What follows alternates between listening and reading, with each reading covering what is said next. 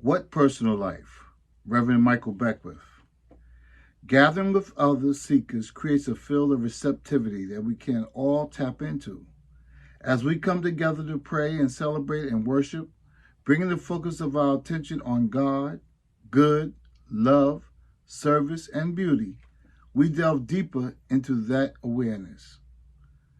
We don't really have a personal life apart from God. What we call our life is actually the presence of God personified as us. The illusion of a separate life causes a tremendous amount of pain, frustration, discomfort, and disease in our life. The belief that a personal life exists apart from God creates experience disconnected from God. This is painful and frustrating. Our spiritual work is to break down the illusion that we have a life here and that a life of God is somewhere else. All of our prayer work, our meditation work, our affirmation work, the path individuals take to grow spiritually is primarily to break down the sense of separation from God. It's extremely important that we do not do the work because without an awareness of what we are, the unique pattern of God within each individual won't be expressed. Every human being, like every flower, has a unique pattern of expression.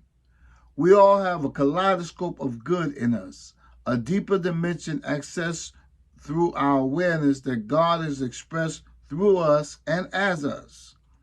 So it is not only important, it's the only game in town. It's the reason we're here. A rose's purpose is to grow and become strong enough to bloom. When you have matured spiritually, you bloom into an awareness of your oneness with God. Without that awareness, you are immature.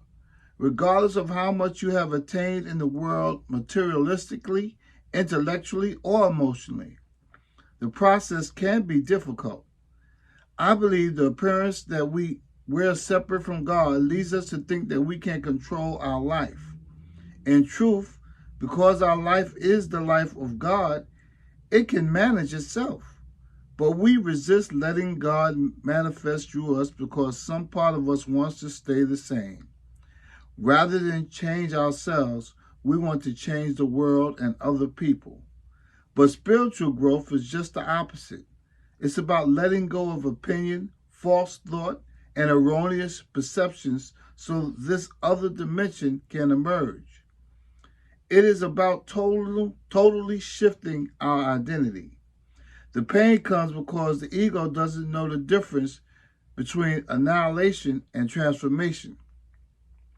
So when your point of view shifts, it feels like dying. But of course you aren't dying. For the first time, you're becoming fully alive. Jesus says something I've always loved. I have come bearing not peace, but a sword, to set mother at variance against her daughter, father at variance against his son. I've always interpreted that to mean, I have come to cut away your lesser identities. Before you thought of yourself simply as your mother and father's child, I have come to open you to a greater identity, to bring you to understand that there is only one Father, which is God. So the lesser part of us identifies with being the son or daughter of our human heritage, but the greater part of us is eternal. Our work is to tap into that deeper dimension and learn how to let it take over so that its thoughts are our thoughts. Its perception is our perception, and its perspective is our perspective. When we do this, our thoughts, words, and actions becomes expressions of God's love and wisdom. Some time ago, I co-authored a song about how people are actually asleep, dreaming they're awake. I believe the average person is sleepwalking. In their dream state, they try to control their world and be comfortable. Then, when they wake up, they discover that they're literally surrounded by God's presence. They're in God's grace, and God's grace is in them. They become fully alive and vitalized, and they wonder what they were doing before. My passion for God is a deep and abiding love in the presence of God. God is everything to me. The lights went on for me well over 20 years ago, and I've never looked back. This level of passion, or as athletes would say, staying hungry or being on the edge, has not diminished over the years. In fact, it's intensified. My level of commitment and discipline is even higher now than when I started. I wake up in the morning still hungry and thirsty for truth and righteousness. I'm constantly checking that I'm available for the presence of God. Being captured by a vision for your life fuels you, gives you a passion and energy you can't get from the world. People often ask about my meditation and prayer time. I tell them how I meditate in the morning, in the evening, and throughout the day. They think it would take a Superman to do that. And I say no. People who don't practice daily are Supermen. It takes a Superman to be in the world and with its powerful anti-spiritual influences. I live both ways, and I'd rather take the course of daily prayer and meditation. As I constantly recommit to God's vision, something else within me does the work. I don't have to make it through life on my own, limited intelligence and power. To me, it's easier to yield to the presence, yield to God, yield to love. I just have to get out of the way. I have to submit myself. I have to be available. Everyone can find a personal relationship with God. It does take earnestness, discipline, and commitment. But if a person truly wants to wake up, the earnestness will yield fruit. When the scriptures say, as they do in so many different ways, that those who hunger and thirst after truth and righteousness shall be fed, I believe they're talking about how that sense of earnestness makes God real to us. It's important to know the difference between being an aspirant and a disciple. To me, an aspirant wants the results of spiritual living without paying the price. Disciples, on the other hand, completely surrender to the earnest desire within themselves to wake up. And when people really become disciples, nothing stops them until they wake up. Whether it's going to churches, synagogues, or spiritual centers, finding the right book, or seeking inspiring ideas in the media, earnestness itself creates an atmosphere where insight will happen. Their inner voice will speak to them. Some people choose the path of keeping themselves available to God from the beginning. Others may need it pushed on them. If they live in laziness and hope the rewards of spirituality are just going to happen, then they're enrolling in the school of pain. The prisons they create will cause anguish, which in turn creates the need for an earnest search. The pain will push them until their vision appears, and then the vision takes over. Even so, they have to choose to embrace the vision and leave the pain behind. Either way, if you take your heart's earnest desire to know God and sit down every day with that and with your favorite book, your favorite author, or your favorite tape, you will be rewarded. Your spiritual realization will become more real to you than the experience of the world. When that happens, when God becomes more real to you, you will learn to exercise the commitment and discipline to stay in God's consciousness, to keep yourself truly awake. It doesn't matter who you are. The worst criminal or the best good doer both have the same opportunity to create a personal relationship with the Spirit of the living God. As we grow, our perception and awareness of God changes. We may begin with an elementary view of God as an individual outside ourselves who controls us and the universe.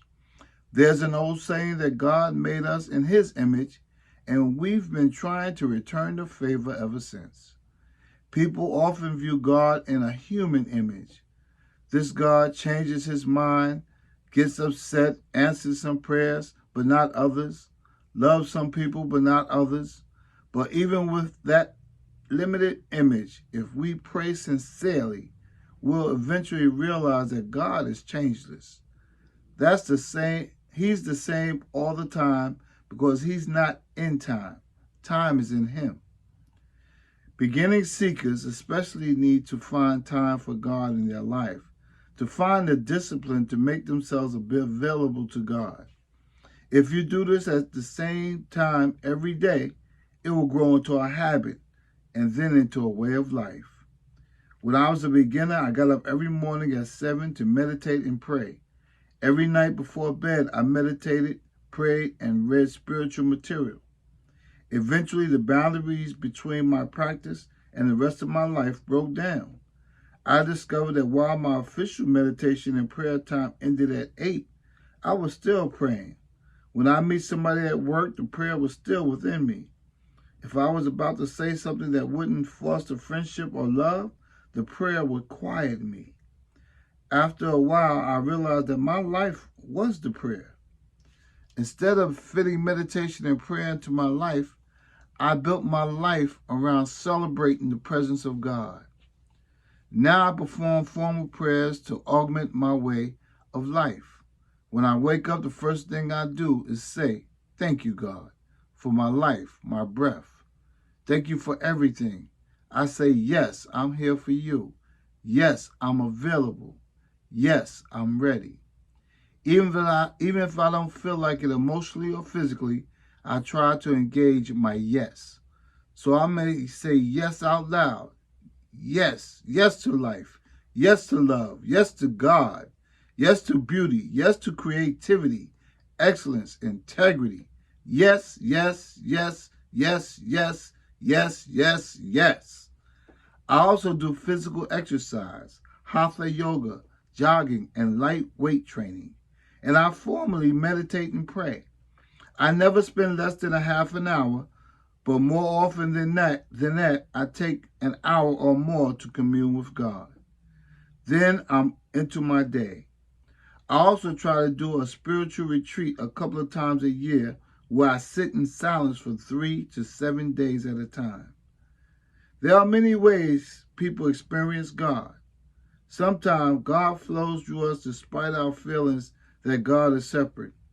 We sometimes feel we're not ready or worthy, so we open ourselves and God pours through us despite our foibles.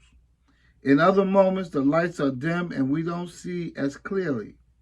We may still intellectually know our connection with God, but God seems outside of us. Finally, in other moments, we cannot tell where we begin and God ends, or God's life begins and our life ends. We feel completely at one with God. There are appropriate prayers for each level. If you feel absolutely separate from God, you may find that your prayer is one of beseeching. At another level, you may invoke a law or decree to set the flow of God in motion through you. At another point, you may feel so connected and in prayer that the prayer is praying you. You may find yourself proclaiming that God is everywhere, love is everywhere. All these prayers are appropriate. However, prayers of beseeching generally are successful because people become so exhausted that they let go and let God in. Remember, it's essential to know that all prayer is about having a shift in perception, moving from the illusion of separation to an awareness of our oneness with the presence. It's about moving from three-dimensional thinking to full-dimensional awareness. Those of us trying to live a life we are proud of still make mistakes. It's natural and human, and we have to learn how to forgive ourselves. Often we hang on to the guilt. That's really focusing on our ego, another way of trying to control our life. We feel that God will judge us, so we say to ourselves, "I might as well do the job myself.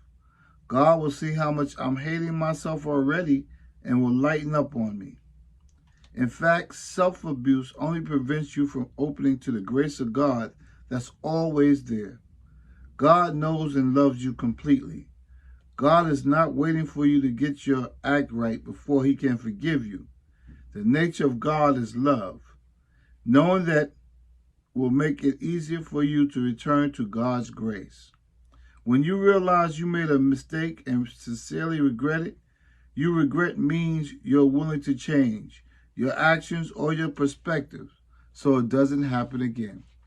You can embrace yourself. You become available again to God because God is still there. You had cut off the relationship by hanging on to guilt and by thinking that God was going to punish you.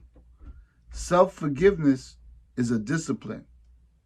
So often people don't feel alive unless they're experiencing emotional drama. They get caught up in feeling that they are a bad person and thinking that God will punish them.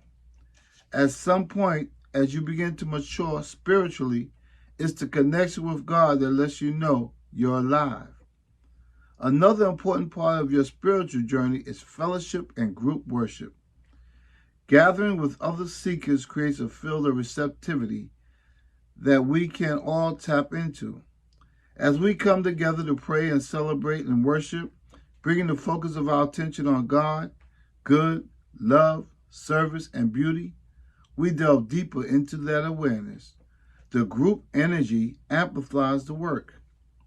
Fellowship is very important because in our industrialized Western society, our values focus on acquiring, hoarding, greed, and competition. You begin to think that's normal because you receive recognition and status for excelling in this world.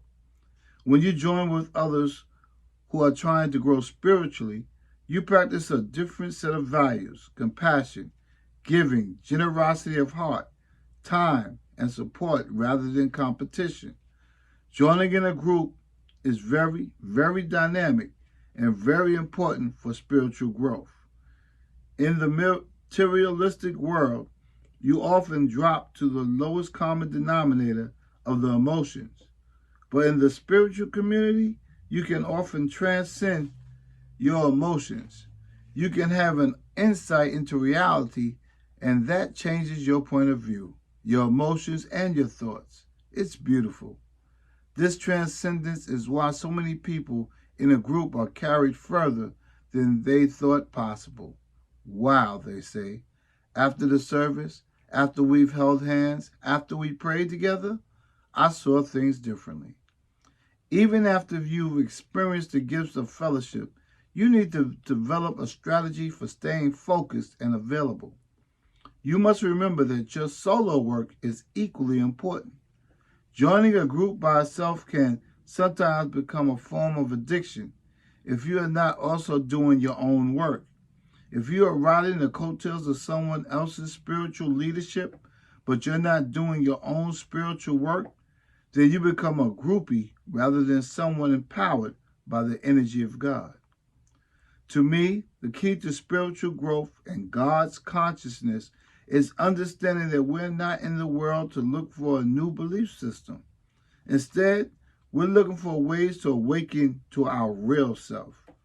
We are each to become the best person we can be. The quest is not about this or that religion, this or that teacher, this or that belief. It's what we can do to know who we are, and then to express our authentic spiritual identity in our human incarnation.